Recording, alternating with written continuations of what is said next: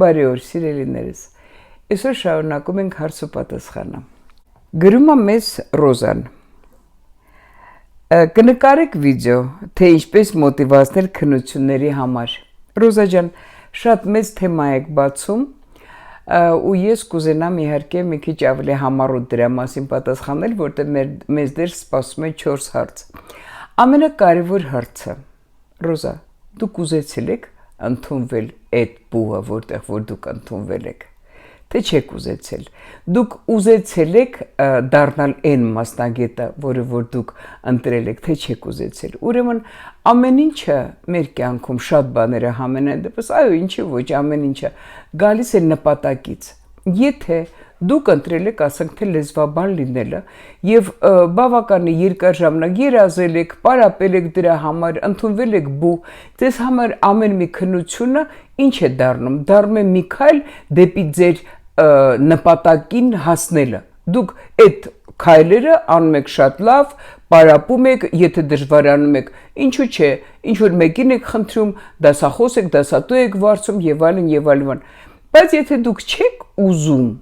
սովորել տվյալ բուհում, եթե ձեր մասնագիտությունը ընտրել է ձեր մաման, հա, որը ասենք թե միշտ երազել է լինել անգլերենի մասնագետ, բայց դուք ուրիշ բան եք ուզեցել, ուրեմն այդ մոտիվացնելը համարյա թե շատ դժվար է լինում, որովհետև ընդհանրապես մի բան կարող եմ ասել, դե եթե ընդունվել եք, արդեն դրանով գնացեք։ Ճիշտ է անել այն, զբաղվել այն,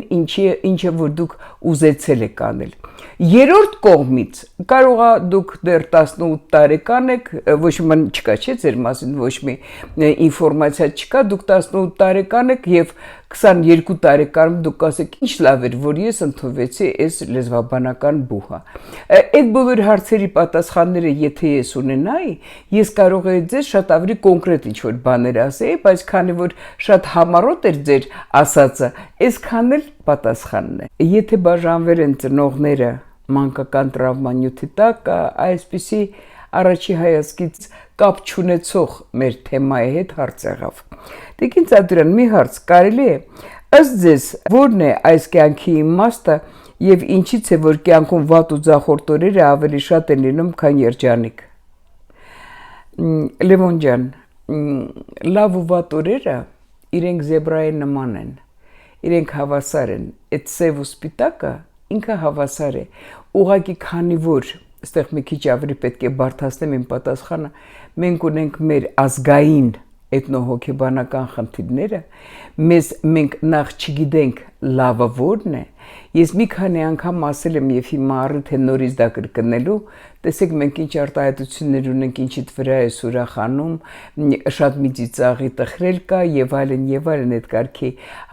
բաներ ունենք, դրա համար հաստատ հավատացեք, ստեղ հորետեսի եւ լավատեսի տարբերությունն է։ Հորետեսը ամեն ինչին նայում է բացասական, լավատեսը նա ասում է ձախորդ օրերը կգան ու կգնան, չէ՞։ Դրա համար դուք պետք է մի հատ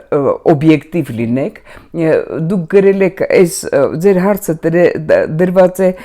եթե բաժանվել են ծնողները այդ նյութի տակ, գուցե այդ ձեր այդ մանկական տրավման, ես ձեզ չեմ ճանաչում,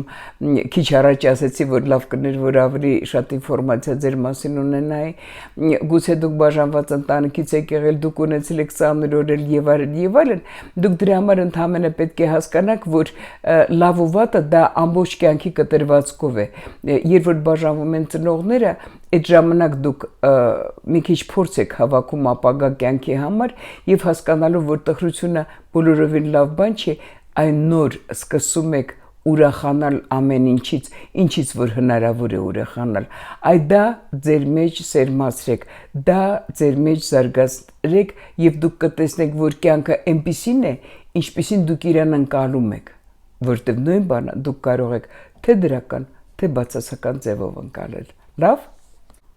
Կախվածության նյութի տակ կար այսպիսի մի հատ դիտարկում։ Ոչ մի վատ բան չկա, որ երեխան ժամերով խաղա հեռախոսով։ Նման երեխաները ավելի խելացի ու զարգացված են մեծանում։ Սիրելի Ռուստամ, դուք ձեր գրառումով վերջի մոտավորապես 10 եւ ավելի տարիների մանկավարժական բոլոր մոտեցումները հերքում եք։ որովհետև այսօր աշխարհը արդեն շատ լավ գիտի, որ հեռախոսով եւ ինտերնետով, կոմպյուտերով կարելի է ամեն մի տարիք ունի իր նորմաները, օրինակի համար եթե ավելի փոքր տարիքում ավելի քիչ, մի քիչ մեծ տարիքում թույլատրվում է ավելի շատ կոմպյուտերից օգտվելը, բայց մենք ստեղ դեռ խոսում ենք խաղալու մասին, հա? Ժամերով խաղա։ Ժամերով երբ որ երեխան խաղում է, այդ պահին իր ուղեղը առանձնապես չի աշխատում, գիտեք, որովհետև նա ընդհանրապես կատարում է ինչ որ մեկի տված ծրագրային այդ խաղի կանոնները։ Ինքը այդ ժամանակ նախ ֆիզիկապես չի շարժվում։ Մենք ինչ խնդրեմ ենք ունենում, հա, որ նա ունենում է այսպես կոչված հիպոդինամիա։ Իր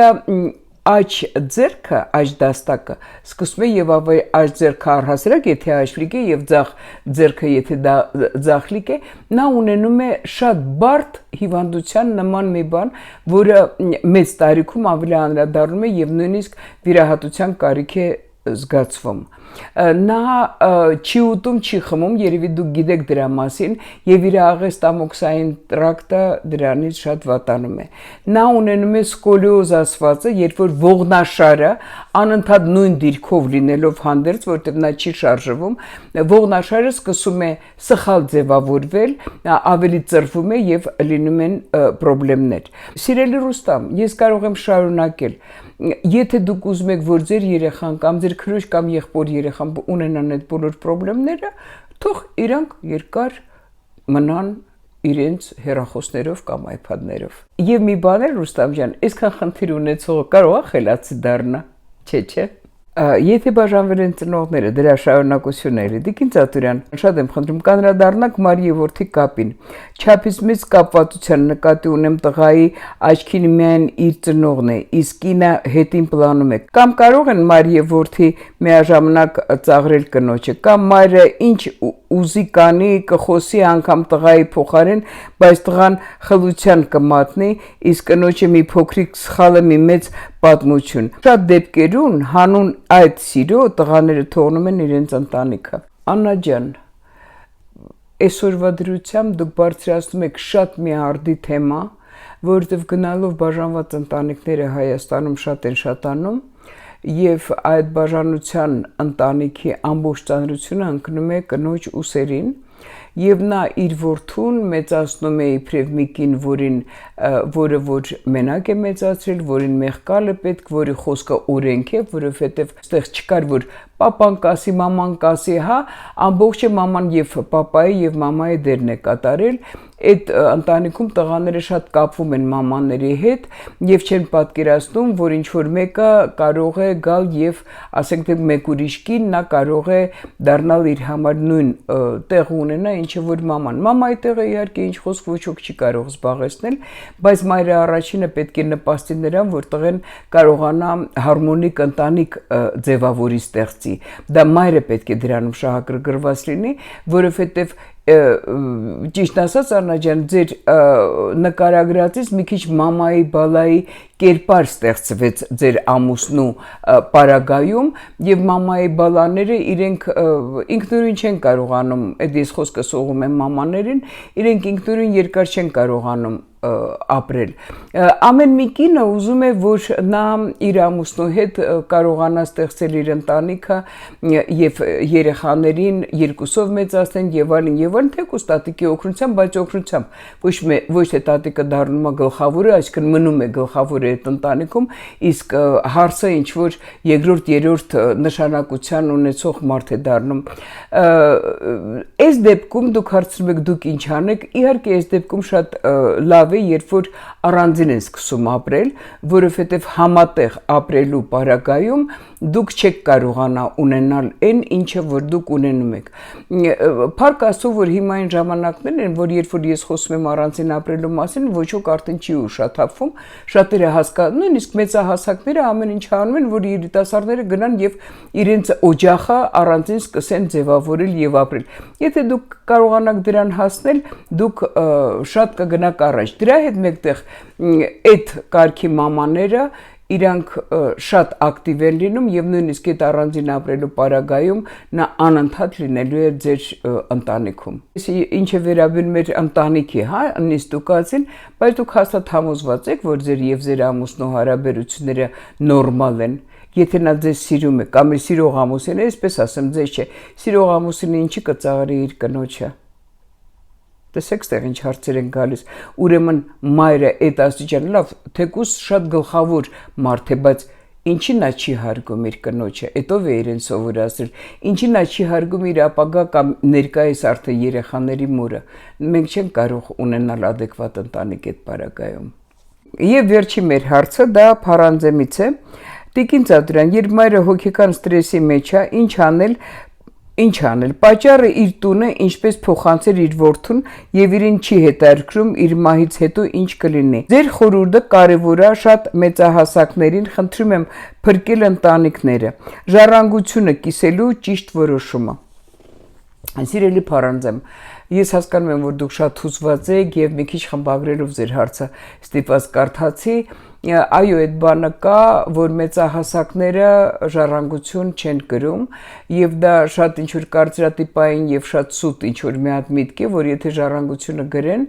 ապա իրենց մահը շատ արագ կգա, որը որ ճիշտ չի։ Օրինակ մեկը ես իմ ժառանգությունը գրել եմ արդեն 16 տարի առաջ եւ տեսնում եք, որ ողջ առողջ եմ։ Քաղաքագիտ երկրներում, եթե մարդու ունեցվածքը որոշակի գումարից է անցնում, նա պարտավոր է ունենալ ժառանգություն, որտեղ հազար ու մի բան կարող է լինել եւ մարդը հանկարծամահ է լինում եւ իր վերջի կամքը ոչ ոք չի իմանում ինչումն է կայանում։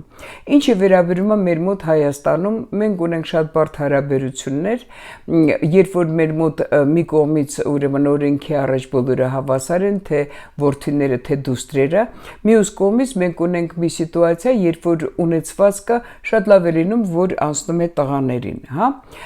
Դա շատ վիճաբանության խնդիր է դառնում եւ շատ լավ կլինի, որ մոր գլխավորությամբ